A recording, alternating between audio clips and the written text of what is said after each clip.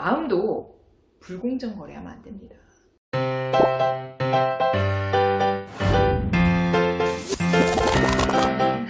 구독과 좋아요는 사랑입니다. 사랑 주세요.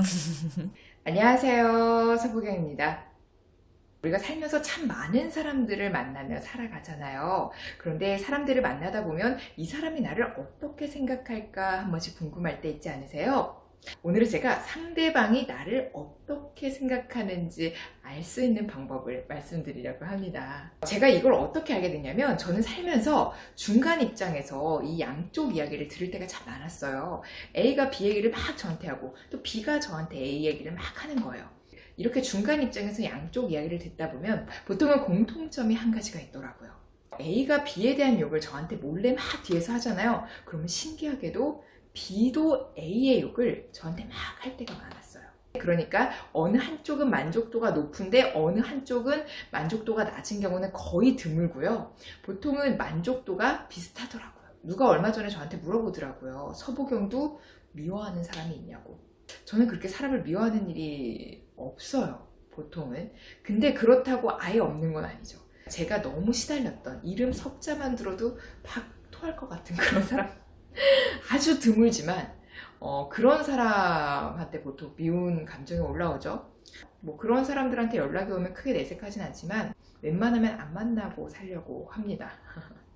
아니, 좋은 사람들만 만나기에도 시간이 부족하지 않나요? 우리 인생 너무 짧아요. 그런데 지나고 와서 이렇게 돌이켜보니까 내가 미워했던 그 감정만큼 상대방도 나를 미워했겠구나, 이게 보이더라고요. 그 당시에는 나만 너무 스트레스를 받고 힘들다고 생각을 했었는데 상대방 또한 굉장히 스트레스를 많이 받았겠구나, 이런 생각이 들더라고요. 결국 사람과 사람의 마음은 이어지는 거예요. 왜 회사에서도 이 직원이 우리 회사를 어떻게 생각하는지 그 마음이 궁금하면 이것만 생각하시면 돼요. 내가 이 직원을 어떻게 생각하고 있는지, 내 마음을 깊게 들여다보면 그 마음이 이꼴 그 직원의 마음이라고 보면 됩니다. 내가 이 직원한테 불만이 가득한 거예요. 못마땅해 죽겠고 마음에 안 들어 죽겠잖아요. 그러면 이 직원 또한 회사가 마음에 안 들어 죽겠고 못마땅해 죽겠다는 거예요. 내가 이 직원이 마음에 안 들어서 자를까 말까 고민하고 있잖아요. 그러면 상대방도 그만둘까 말까를 똑같이 고민하고 있다고요. 결국 상대방이 나를 어떻게 생각하는지 궁금하면 내가 이 상대방을 어떻게 생각하고 있는지를 먼저 들여다보면 됩니다. 제가 이 원리를 깨닫고 나서부터는 상대방에 대한 어떤 불만보다는 고마운 것들을 더 많이 생각하려고 하고 있어요. 뭐 가족 사이에서 또는 연인 사이에서도 막 서운한 감정이 몰려올 수 있잖아요. 상대방 또한 마찬가지로 서운한 게 생길 거라는 거예요.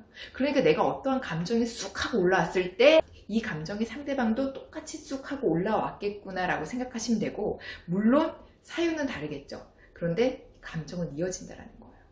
보통은 내 입장에서 생각하고 내가 서운한 거, 내가 화난 거, 내 감정에 집중하느라 타인도 그 감정이 그대로 있을 것이고 상대방의 그 감정의 원인이 무엇인지까지 들여다볼 수 있는 사람은 많지 않습니다. 드물어요. 저는 상대방 때문에 너무 스트레스를 받을 때 상대방도 나 때문에 이러이러한 스트레스를 받을 거라나 한번 생각을 해보고 거기서 뭐 때문에 이렇게 받을까 하는 생각을 또 하다 보면 그 화가 좀 누그러지기도 하더라고요. 간혹 이런 경우가 있습니다. 나는 이 사람을 못마땅해 하고 싫어하면서 이 사람에게는 좋은 사람으로 인식되고 싶어하는 마음이요. 이런 마음은 보통 리더들이 갖는 경우가 많습니다. 자신은 늘 직원들에게 불평불만을 가지면서 직원들은 자신을 잘 따라줬으면 좋겠고 직원들에게 좋은 리더가 되고 싶고, 이거 모순 아닙니까?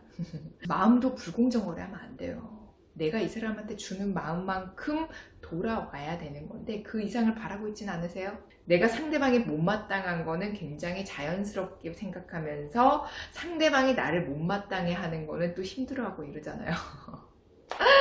내 시선이 상대방에게 어떻게 닿느냐 이꼴 상대방이 나를 어떻게 바라보느냐가 됩니다. 즉 이게 무슨 말이냐면 타인은 나를 비추는 거울입니다. 왜 연애할 때도 상대방한테 변했어, 너 옛날엔 안 그랬는데 막 이렇게 얘기를 하면서 이제 투닥투닥 하는데, 잘 생각해 보세요.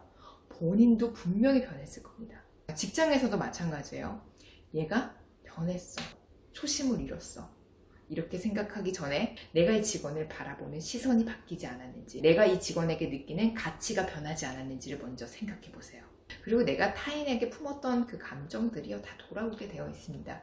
내가 누군가를 미워하고 원망하고 분노를 막 자꾸 쏟아내잖아요. 결국에는 타인도 나에게 그 감정을 쏟아내게 되어 있습니다. 그러니까 우리가 타인을 예쁘게 바라보고 상대방한테 고마운 마음을 가지고 상대방을 좋게 보는 것들이 습관이 되면 타인들도 나를 그렇게 볼 가능성이 높다라는 거죠. 물론 좋은 마음이 절대적으로 안 가져지는 사람들이 있어요. 그냥 보기만 해도 막 속이 뒤집어지고 나한테 너무 큰 상처를 줘서 얼굴 보는 것 자체가 나한테 트라우마고 나를 너무 힘들게 하고 고통스럽게 하는 사람, 말 그대로 너무 미운 사람, 정말 미운 사람이 있을 수 있죠. 이런 사람들까지 막 다 끌어안으면서 살으라는 건 아닙니다. 이런 사람들을 막 죽어라 노력하면서 막 예쁘게 보려고 하고 좋게 보려고 하고 그러지는 마세요. 그런 사람들까지 다 끌어안기에는 우리 인생이 너무나 짧아요. 그런데다가 감정 소진하면서 너무 힘들게 살지 말자고요. 우리 이왕이면 상대방을 좋게 바라봐주고 이왕이면 좋은 사람들과 매일을 즐겁게 만들어 나가자고요. 오늘은 여기서 인사드리겠습니다. 오늘 영상이 도움이 되셨다면 좋아요 꾹, 구독 꾹 눌러주세요. 오늘도 함께 해주셔서 고맙습니다. 행복 가득한 기분 좋은 하루 되시길 바랍니다.